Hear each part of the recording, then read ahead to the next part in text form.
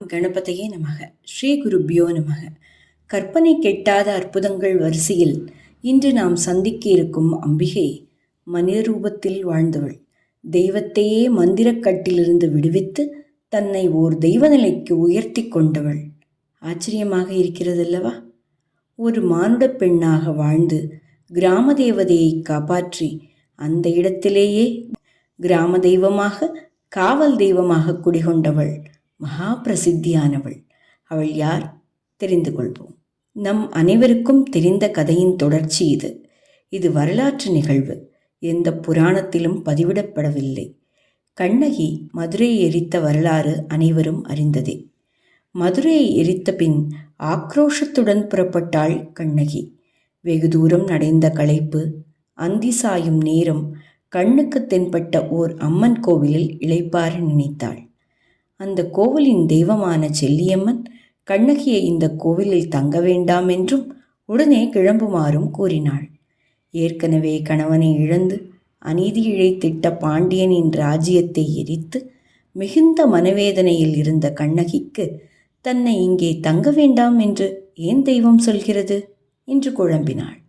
அப்போது செல்லியம்மன் தன்னையும் இந்த கிராமத்தையும் ஒரு மந்திரவாதி கட்டுக்குள் வைத்திருப்பதாகவும், இரவு நேரத்தில் அவன் வருவான், கண்ணகியும் கட்டுப்படுத்துவான் என்று கூறினாள். ஏற்கனவே ஏமாற்றத்தில் இருந்த கண்ணகி வெகுண்டாள்.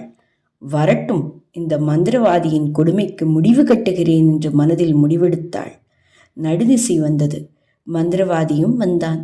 செல்லியம்மனை கட்டுப்படுத்த மந்திரங்களை உச்சரிக்கத் தொடங்கினான். அம்மனுக்கு பின்னால் மறைந்திருந்த கண்ணகி மந்திரவாதியை தாக்கிக் கொன்றாள். அதாவது வாளால் தலையை கொய்தாள். உயிர் போகும் தருவாயில் மந்திரவாதி தன் தவறுக்காக வருந்தினான். ஊர் மக்களிடம் மன்னிப்பு கேட்டான். தனது சமாதியை இக்கோயிலினுள்ளே அமைக்கச் சொன்னான். அம்மனை தரிசிக்க வருபவர்கள் தனது சமாதியின் மீதும் நடந்து செல்வதால் தான் செய்த பாவம் தீரும் என்று நம்பினான். ஊர் மக்களும் அவ்வாறே செய்தார்கள். செல்லியம்மனோ கண்ணகியை பார்த்து, இந்த ஊர் மக்களை காப்பாற்றிய கண்ணகியே இக்கோவிலில் குடிகொள்ள வேண்டும் என்றும், தான் இந்த ஊரின் அருகில் இருக்கும் பெரியசாமி மலையில் குடிகொள்ளப் போவதாகவும் கூறினாள். கண்ணகியும் அதை ஏற்றுக்கொண்டாள். மதுரையிலிருந்து வந்து காளி போன்றவளாக விளங்கியதால் கண்ணகியை மதுரகாளியம்மன் என்ற திருநாமத்தால் இத்தலத்தில் வழிபடுகிறார்கள். பெரம்பலூரை அடுத்த சிறுவாச்சூர் என்னும் கிராமத்தில் குடிகொண்டவள் மதுரகாளியம்மன். மதுரகாளி ஜெகத்குரு ஆதிசங்கரால் பூஜிக்கப்பட்ட ஸ்தலம். சதாசிவ பிரம்மேந்திரரால் ஸ்ரீசக்கரம் ஸ்தாபனம் பண்ணப்பட்ட ஸ்தலம். திங்கள், வெள்ளி, அமாவாசை மற்றும் பௌர்ணமி திதிகள் மட்டுமே இக்கோவில் திறந்திருக்கும். அற்புத சக்தி வாய்ந்தவள். தீராத நோய்கள், மனச்சுமை, கடன்கள், எதிர்மறை எண்ணங்கள், எதிர்மறை சக்திகள் போன்றவற்றை நொடியில் போக்கும் தன்மை கொண்ட அம்பிகை. இத்தலத்தின் பூஜை முறைகள் மிகவும் வித்தியாசமானது. உச்சிகால பூஜை மிகச்சிறப்பு வாய்ந்தது. அதில் பெரியசாமி மலை மீதிருந்து செல்லியம்மனை அழைக்கும் நிகழ்ச்சி அற்புதமானது.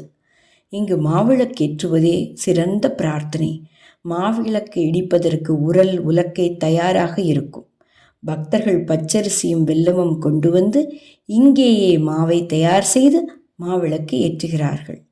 காஞ்சி மகா பெரியவருக்கும் குலதெய்வமாக விளங்கும் இந்த அன்னையை வழிபட வாழ்வில் மேலும் மேலும் உயர்வு உண்டாகும். அம்பிகையின் சரண் புகுந்தால் அதிக வரம் பெற்றிடலாம். நன்றி. ஸ்ரீ சுதா.